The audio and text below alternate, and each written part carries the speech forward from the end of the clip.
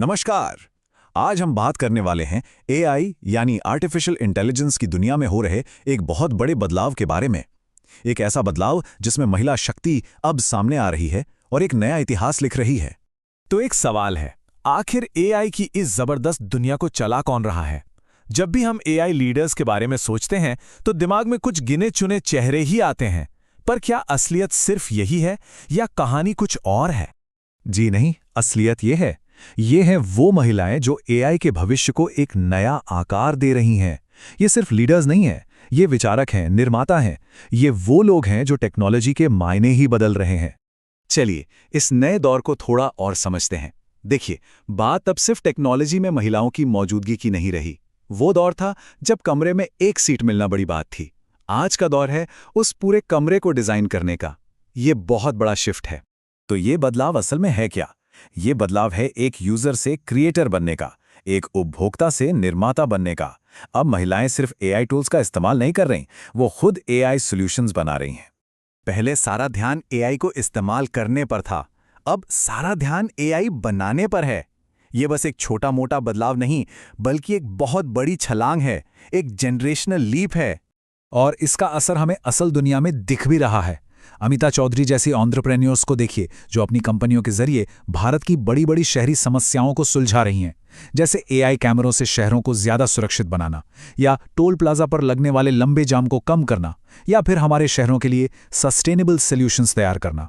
ये सब आज सच में हो रहा है। और ये कहानी सिर्फ आज की नहीं है, भविष्य की नींव तो अभी से रखी जा रही है।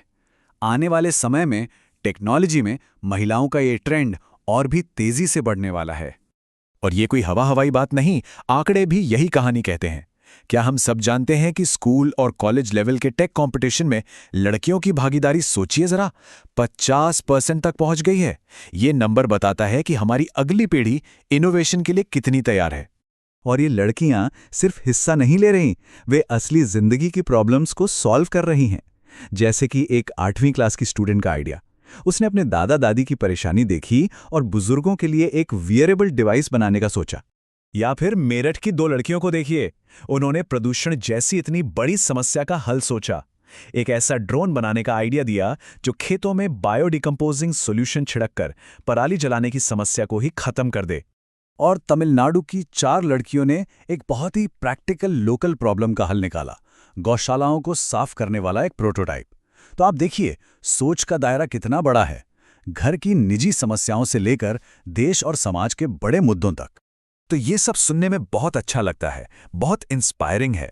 लेकिन सवाल ये है कि इन कमाल के आइडियाज को एक सफल बिजनेस में कैसे बदला जाए? एक कामयाब एआई कंपनी खड़ी करने के लिए आखिर क्या चाहिए? इस पर एक इन्वेस्टर विपिन बाबू की सलाह बहुत काम की है। वो कहते हैं, सबसे पहले अपने आइडिया को साबित करो, भले ही छोटे लेवल पर करो। दूसरा, सिर्फ कंपनी की वैल्यू बढ़ाने के पीछे मत भागो, कमाई पर ध्यान दो। तीसरा, एक मजबूत टीम बनाओ, ये सबसे जरूरी है। और चौथा, ये पहचानो कि आपके प्रोडक्ट के लिए पैसे कौन देगा, क्योंकि जो यूज कर रहा है जरूरी नहीं वही पैसे भी दे रहा हो। और उनकी एक बात तो सच में सोच बदलने वाली है। वो कहते हैं, महिलाओं को सपोर्ट करना बंद करें और सिस्टम को ठीक करें। इसका मतलब समझिए, असली मकसद किसी को टूटे हुए सिस्टम में सहारा देना नहीं है, बल्कि उस सिस्टम को ही ऐसा बनाना है जो सबके लिए बराबर हो, जहां किसी को सहारे की जरूरत ही ना पड़े। तो आखिर में सारी बात यहीं आकर रुकती है। असली सवाल ये नहीं है कि एआई क्या कर सकता है। असली सवाल तो ये है कि हम सब मिलकर एआई के साथ क्या करेंगे। भविष्य हमारे ही हाथों में है।